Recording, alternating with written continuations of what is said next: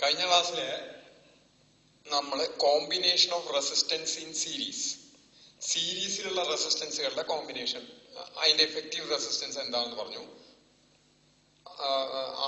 the effective resistance R equals R1 plus R2 plus R3 എല്ലാം കൂടി കൂട്ടിയതാണെന്ന് പറഞ്ഞു. ഇന്ന് നമ്മൾ പാരലൽ കോമ്പിനേഷൻ ആണ് ഉദ്ദേശിക്കുന്നത്. അപ്പോ three resistors having resistance R1, R2 and R3 are connected in parallel. Parallel എന്ന് പറഞ്ഞാൽ ഇങ്ങനെ ആവണമെന്നില്ല, ബ്രാഞ്ചിങ് വരികയാണ് ചെയ്യണത്. ആ ബ്രാഞ്ചിങ് എന്താണെന്ന് ഞാൻ വഴിയെ പറയാം. R3 connected in parallel with a cell of PD V volts. Electric cell PD V volts ഉള്ള സെല്ലായിട്ട് കണക്ട് ചെയ്തേക്കണം. അപ്പോ ഇവിടുന്ന് ഞാൻ പറഞ്ഞു, ഇവിടുന്ന് I കറന്റ് പുറപ്പെട്ടാൽ ഇതിലേക്കും I കറന്റ് തന്നെ എത്തുന്നു. പക്ഷെ ഈ I കറന്റ് ഇവിടെ എത്തുമ്പോ ഇതുവരെ I ആയിട്ട് തന്നെ ഫ്ലോ ചെയ്യും. ഇവിടെ എത്തുമ്പോ they get splitted. ഒരു ചാലിൽ നിന്ന് വരുന്ന വെള്ളം, കോൺക്രീറ്റ് ചാലിൽ നിന്ന് വരുന്ന വെള്ളം 3 ചാലായിട്ട് ഒഴുകാൻ നിൽക്കുക. അത് ഡിവൈഡ് ചെയ്തിട്ട് ഒഴുകും. ഏത് കൂടെ ഏറ്റവും സ്മൂത്ത് ആവണോ അതിൽ കൂടെ കൂടുതൽ വെള്ളം ഒഴുകും, സ്ലോപ്പ് കൂടിയ അതിനനുസരിച്ച്. അപ്പോ ഇത് അതേപോലെ തന്നെ ഇവിടുന്ന് വരുന്ന ഈ total current there are 3 branches, 3 ശാഖകളായി ഇവിടെ എത്തുമ്പോ. സീരീസ് കണക്ഷനിൽ ശാഖകളില്ല, ഒറ്റ വഴി തന്നെ ഉള്ളൂ. അപ്പൊ ആ വഴിക്ക് തന്നെ ഒഴുകാൻ പറ്റുള്ളൂ. ഇവിടെ 3 വഴിയുള്ളപ്പം 3 വഴികളിൽ കൂടിയും കറണ്ട് ഒഴുകും. I1 R1 കൂടെ ഒഴുകണതിന് I1 എഴുതി, R2 കൂടെ ഒഴുകണ I2 എഴുതി, R3 കൂടെ ഒഴുകണതിന് I3 എഴുതി. 3 ആയിട്ട് ഒഴുകും.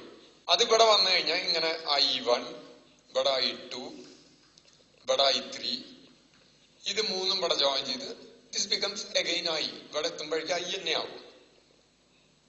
ഇനി നോക്കാം, നമ്മള് സ്ഥിരം പറയാറുണ്ട് V വോൾട്ടാണ് സെല്ലിന്റെ PD വെച്ചാൽ പോസിറ്റീവ് ടെർമിനൽ V പൊട്ടൻഷ്യലും നെഗറ്റീവ് ടെർമിനല് 0 പൊട്ടൻഷ്യലും ആയിട്ട് എടുക്കാം.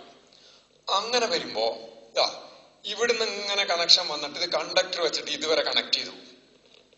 അപ്പൊ ഈ എൻഡ് V പൊട്ടൻഷ്യലായിരിക്കും, അതുപോലെ ഈ എൻഡും V പൊട്ടൻഷ്യലായിരിക്കും, അതുപോലെ ഈ എൻഡും റെസിസ്റ്റൻസിന്റെ ഈ എൻഡും V പൊട്ടൻഷ്യലായിരിക്കും.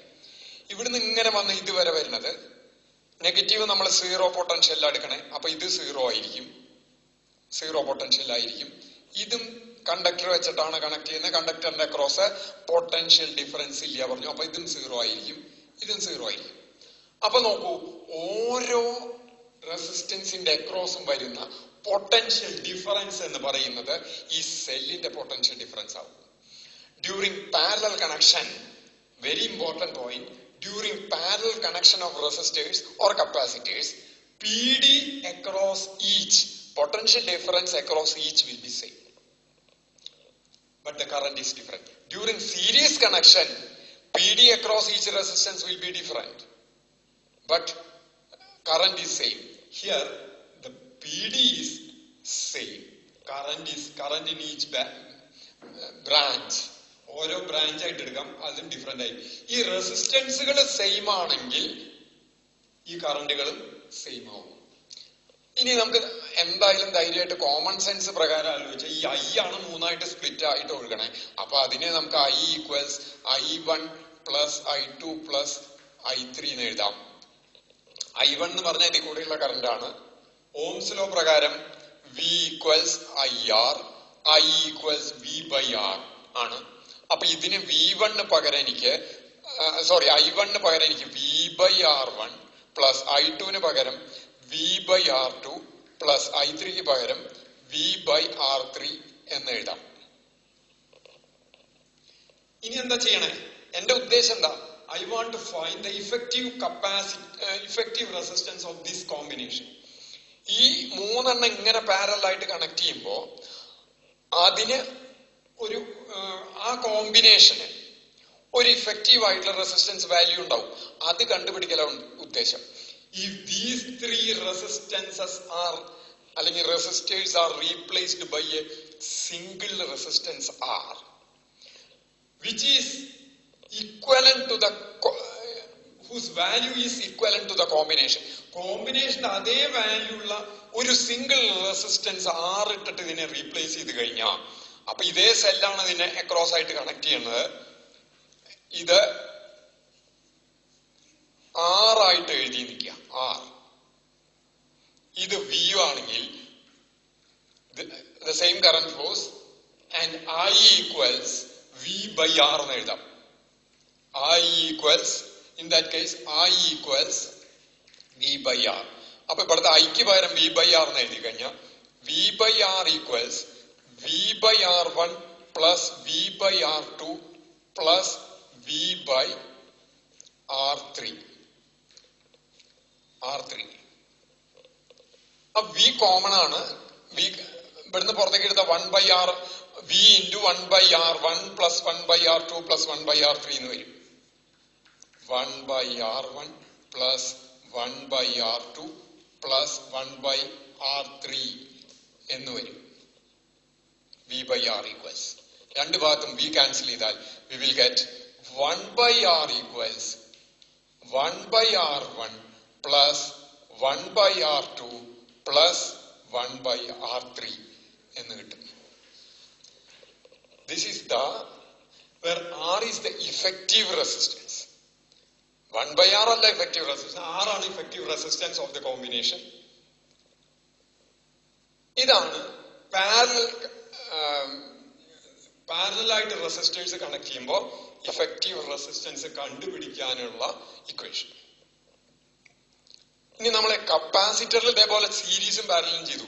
കപ്പാസിറ്ററിൽ സീരീസ് കണക്ഷനിൽ നമുക്ക് കിട്ടിയത് effective capacitance 1 by C equals 1 by C1 plus 1 by C2 plus 1 by C3 ആണ്. കപ്പാസിറ്റേഴ്സ് സീരീസ് ആയിട്ട് കണക്ട് ചെയ്യും. കപ്പാസിറ്റേഴ്സ് പാരലൽ ആയിട്ട് കണക്ട് ചെയ്യുമ്പോൾ we got C equals C1 plus C2 plus C3. ഇതിന്റെ നേരെ വിപരീതം. ഇപ്പൊ ഇത് പാരലൽ ആണ്. സീരീസ് ആണെങ്കിൽ റെസിസ്റ്റൻസുകളുടെ സീരീസ് ആണെങ്കിൽ R equals, ഈ മൂന്നെണ്ണം സീരീസിലാണ് വെച്ചാൽ R equals R1 plus R2 plus R3. കപ്പാസിറ്റൻസിന്റെ സീരീസ് ആണെങ്കിൽ 1 by C equals 1 by C1 plus 1 by C2 plus 1 by C3 വരിക. റെസിസ്റ്റൻസിന്റെ സീരീസ് ആണെങ്കിൽ R1 plus R2 plus R3 വരിക. കപ്പാസിറ്റൻസിന്റെ പാരലൽ ആണെങ്കിൽ C equals C1 plus C2 plus C3 വരിക. റെസിസ്റ്റൻസിന്റെ പാരലൽ ആണെങ്കിൽ 1 by R equals 1 by R1 plus 1 by R2 plus 1 by R3 എന്നാ വരിക. ഈ സീരീസിൽ എന്താ ഇങ്ങനെ വരാൻ കാരണം? ഇങ്ങനെ വരാൻ കാരണം എന്ന് പറഞ്ഞാൽ ഒരെണ്ണം കഴിഞ്ഞാൽ ഒരെണ്ണം ആയിട്ട് ഒന്നിന് പിന്നാലെ ഒന്നായിട്ട് കണക്ട് ചെയ്യുമ്പോൾ ഇൻ ഇഫക്റ്റ് അത് വയറിഡ്സാ നിൽക്കുക. അതിന്റെ ലെങ്ത് കൂടി വരില്ലേ ചെയ്യണേ. നമ്മൾ പറയണ്ട അതിന്റെ ലെങ്ത് കൂടി വരുന്തോറും റെസിസ്റ്റൻസ് വയറിന്റെ തന്നെ ലെങ്ത് കൂടി വരിക. ലെങ്ത് കൂടി വരുന്തോറും റെസിസ്റ്റൻസ് കൂടും. R proportional to L by A. R proportional to L ആണ്. ലെങ്ത് കൂടുന്തോറും കൂടും. അപ്പൊ അത് കൂടി വരും. ഇനി ഞാനൊരു പ്രോബ്ലം നോക്കുകയാണ്. ഈ ഓരോ റെസിസ്റ്റൻസും 1, 2, 3 വീതാ നിൽക്കുക. 3 resistors having resistance 1 ohm, 2 ohm, 3 ohm are first connected in series and then connected in parallel. ആദ്യം സീരീസ് ആയിട്ട് കണക്ട് ചെയ്തു, പിന്നെ അത് പാരലൽ ആയിട്ട് കണക്ട് ചെയ്തു. ഓരോ കേസിലും ഇഫക്റ്റീവ് റെസിസ്റ്റൻസ് എന്താ? ഈ 1 ohm, 2 ohm, 3 ohm മൂന്നെണ്ണം സീരീസ് പാരലൽ ആയിട്ട് കണക്ട് ചെയ്യും. അപ്പൊ സീരീസ് ആയിട്ട് കണക്ട് ചെയ്യുമ്പോൾ ആർ ഇഫക്റ്റീവ് എന്ന് പറയുന്നത് 1 plus 2 plus 3 6 ohm ആണ്. അതിലെ ഏറ്റവും വലുതിനേക്കാൾ കൂടുതലാണ് കിട്ടിയ ഇഫക്റ്റീവ് റെസിസ്റ്റൻസ്. പാരലൽ ആയിട്ട് കണക്ട് ചെയ്യുമ്പോൾ 1 by R equals 1 by 1 plus 1 by 2 plus 1 by 3.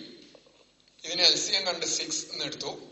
6 എന്ന് എടുത്തപ്പോൾ 6 plus 3 plus 2 എന്ന് വരും. അപ്പൊ എന്ത് വരും? 11 by 6.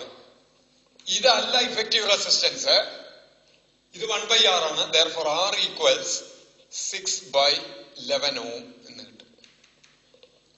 6 by 11 ഇതിലത്തെ ഏറ്റവും ചെറിയ റെസിസ്റ്റൻസിന്റെ വാല്യൂ 1 ohm ആണ്. അതിലും കുറവാണ്. 11 by 11 ആണ് 1. 6/11 എന്ന് വെച്ചാൽ 11ൽ 6 ഭാഗമേ ഉള്ളൂ. 11 ഭാഗമായിട്ട് വരുന്നില്ല. 11ൽ 11 വരുമ്പോഴാണ് ഒന്നാവുക. അപ്പൊ 1ലും കുറവാണ്. അതായത് if you are connecting 3 resistances in parallel, effective resistance will be less than the least among them. ആ റെസിസ്റ്റൻസുകളുടെ ഇടയിലുള്ള ഏറ്റവും കുറവ് വാല്യൂവിനേക്കാൾ കുറവായിരിക്കും ഇഫക്റ്റീവ് റെസിസ്റ്റൻസ്. എപ്പോ? പാരലൽ ആയിട്ട് കണക്ട് ചെയ്യുമ്പോൾ. അപ്പൊ ഇത് വളരെ ഇമ്പോർട്ടന്റ് പോയിന്റ് നോട്ട് ചെയ്യേണ്ടതാണ്. സീരീസ് ആയിട്ട് കണക്ട് ചെയ്യുമ്പോൾ എഫക്റ്റീവ് റെസിസ്റ്റൻസ് വല്ലാണ്ട് കൂടുന്നു. പാരലൽ ആയിട്ട് കണക്ട് ചെയ്താൽ, അതായത് ഇപ്പൊ ഏതെങ്കിലും ബ്രാഞ്ചിൽ ഓപ്പോസിഷൻ ഉണ്ടെങ്കിൽ വേറെ ബ്രാഞ്ചിൽ കൂടെ പോവാൻ, കറണ്ടിന് പോവാനുള്ള ഓപ്ഷൻ ഉണ്ട്, സാധ്യതകളുണ്ട് പാരലൽ കണക്ഷനിൽ. സീരീസ് കണക്ഷനിൽ അത് ആ വഴി കൂടെ തന്നെ പോകണം. എല്ലാ റെസിസ്റ്റൻസിന്റെയും ഓപ്പോസിഷനാ വരുന്നത്. ഇവിടെ ഒരെണ്ണം വന്നു കഴിഞ്ഞാൽ വേറെ വഴിക്ക് പോയാൽ കുറവുള്ള വഴി കൂടെ പോവാം. അങ്ങനത്തെ ഓപ്ഷനുള്ള കാരണമാണ് എഫക്റ്റീവ് റെസിസ്റ്റൻസ് അവിടെ കുറയുന്നത്. അവിടെ കട്ടെ. ഇനി ഞാനൊരു പ്രോബ്ലം ചോദിക്കുകയാണ്. ഇതാ ഇവിടെ എ എന്നൊരു പോയിന്റ്, ഇവിടെ ഞാൻ ഒരു 10 ഓം ഇട്ടു. ഈ പോയിന്റ് ബി എന്ന് വിചാരിക്കാം. അങ്ങനെ വരുമ്പോ എക്കും ബിക്കും ഇടയ്ക്കുള്ള എഫക്റ്റീവ് റെസിസ്റ്റൻസ് എന്ന് പറയുന്നത് 10 ഓം ആണ്. ഇപ്പൊ എക്കും ബിക്കും ഇടയ്ക്കുള്ള റെസിസ്റ്റൻസ് 10 ഓം ആണ്. 10 ഓം ആണ്. മൈ ക്വസ്റ്റ്യൻ ഈസ് ദിസ്: എക്കും ബിക്കും ഇടയ്ക്കുള്ള റെസിസ്റ്റൻസ് എങ്ങനെ 1 ഓം ആക്കാം? ഈ 10 ഓമിനെ മാറ്റാതെ എക്കും ബിക്കും, എ എന്നുള്ള പോയിന്റും ബി എന്നുള്ള പോയിന്റും, നോക്കൂ, ഇത്രയും ഭാഗം കണ്ടക്ടിങ് വയറാണ്, അതിന് നെഗ്ലിജിബിൾ റെസിസ്റ്റൻസ് ആണ്. ഇവിടുന്ന് ഇങ്ങോട്ടുള്ളതും കണ്ടക്ടിങ് വയറാണ്, അതിന് നെഗ്ലിജിബിൾ റെസിസ്റ്റൻസ് ആണ്. ഇത് മാറ്റാതെ, ഏത് മാറ്റാതെ? 10 ഓം മാറ്റാതെ എക്കും ബിക്കും ഇടയ്ക്കുള്ള റെസിസ്റ്റൻസ് എങ്ങനെ എനിക്ക് 1 ഓം ആക്കാം? വേറെ റെസിസ്റ്റൻസുകൾ എനിക്ക് ആഡ് ചെയ്യാൻ വേണമെങ്കിൽ, അപ്പൊ നോക്കൂ, കുറയ്ക്കാൻ വേണ്ടത് ആഡ് ചെയ്യാന്ന് പറഞ്ഞാൽ 2 വിധത്തിൽ ആഡ് ചെയ്യാൻ പറ്റുള്ളൂ. ഒന്നുകിൽ ഇതിന് സീരീസ് ആയിട്ട് ആഡ് ചെയ്യാം, അല്ലെങ്കിൽ അതിന് പാരലൽ ആയിട്ട് ആഡ് ചെയ്യാം. ഇഫക്റ്റീവ് റെസിസ്റ്റൻസ് കുറയ്ക്കേണ്ടി വന്നാൽ ഏതു വിധത്തിൽ ആഡ് ചെയ്യേണ്ടി വരും? അപ്പോ പാരലൽ ആയിട്ട് ആഡ് ചെയ്യേണ്ടി വരും. പാരലൽ ആയിട്ട് ആഡ് ചെയ്യുമ്പോൾ ഇപ്പൊ 2 റെസിസ്റ്റൻസ് പാരലൽ ആയിട്ടാ കണക്ട് ചെയ്യണേക്കാം. 2 റെസിസ്റ്റൻസുകൾ R1 R2 പാരലൽ ആയിട്ടാ കണക്ട് ചെയ്യണ വെച്ചാൽ 1/R equals 1/R1 plus 1/R2. ഇതിന്റെ LCM എടുത്താ R1 R2 എന്നാണ് LCM വരിക. R2 plus R1 or R equals R1 R2 by R1 plus R2. R2 plus R1 എഴുതിയാലും R1 plus R2 എഴുതിയാലും ശരി തന്നെ. അപ്പൊ if 2 resistors are connected in parallel, their effective resistance equals R1 R2 by R1 plus R2. Okay, ഇപ്പൊ എനിക്ക് വേണ്ടത് effective. അപ്പൊ series ആയിട്ട് ഞാൻ ഇവിടെ കണക്ട് ചെയ്താൽ എങ്ങനെയായാലും വാല്യൂ 10ലും കൂടിയുള്ളൂ. അപ്പൊ 1 കിട്ടണമെങ്കിൽ വാല്യൂ എന്താക്കണം? ഏത് തരം കണക്ഷൻ ചെയ്യേണ്ടി വരും? പാരലൽ ആയിട്ടുള്ള കണക്ഷൻ ചെയ്യേണ്ടി വരും. ഞാൻ പാരലൽ ആയിട്ട് ഒരു റെസിസ്റ്റൻസ് ഇടുന്നു എന്ന് വിചാരിക്കാം. അതിന്റെ വാല്യൂ എത്രയാണെന്ന് എനിക്കറിയില്ല. I M writing it as R2. ഇത് R1, ഇത് R2. എഫക്റ്റീവ് എത്ര കിട്ടണം എന്നാ പറഞ്ഞത്? ഇതിന്റെ ഇടയ്ക്ക് ഇപ്പോ ഇത് രണ്ടിന്റെയും പാരലലിന്റെ കോമ്പിനേഷൻ ആണെങ്കിൽ എക്കും ബിക്കും ഇടയ്ക്ക് വരിക. അതെത്ര കിട്ടണം എന്നാ പറഞ്ഞേ? 1 കിട്ടണം. അപ്പൊ 1 equals I can write 10 into R2 by 10 plus R2. ഇത് പ്രതിക്ക് കൊണ്ടുപോവാ. 10 plus R2 equals 10 R2. Am I right? അപ്പൊ വാട്ട് ഈസ് ഈ R2നെ പ്രതിക്ക് കൊണ്ടുവന്നാൽ 10 equals 10 R2 minus R2.